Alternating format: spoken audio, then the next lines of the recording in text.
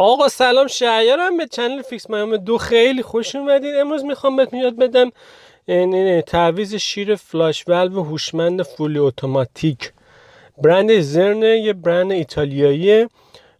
همونجوری میبینید دکمهش خراب شده و این سنسورش هم کار نمیکنه. ما میخوایم ببینیم چطوری اینو درست کنیم. بریم شروع کنیم.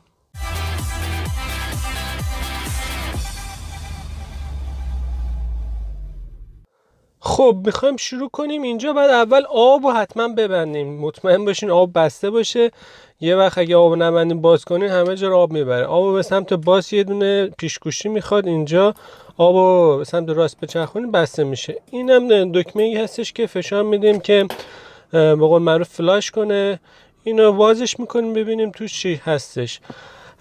وقتی وازش کردم این دکمه باید وقتی فشارش میدین یه فنر داشته باشه که دوباره دکمه رو هول بده به بیرون که آماده باشه دوباره فشارش بدیم. همونطور که میبینین الان دکمه تو قسمت آبی رنگ هستش که اونجا باید یه فنر داشته ولی نداره. و اینجا این سنسورش هم کار نمیکرد. باتری اینجاش میبینین باتری میخوره، این سفیده باید درش رو وا کنیم باتری رو عوض کنیم.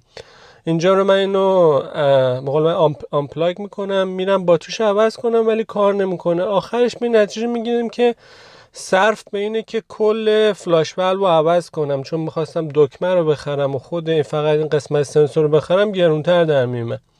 من این فلاش ولو خریدم، این قسمت ولوش عوض میکنم، بقیه‌اش هم پارت استفاده میکنم. بریم شروع کنیم.